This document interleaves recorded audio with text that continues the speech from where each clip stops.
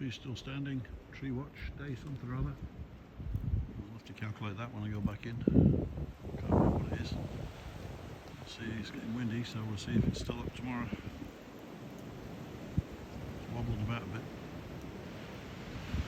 Just had to clear a tree that fell down on the pathway. The river froze today again. It was mostly clear this morning, but it's frozen up all the way now.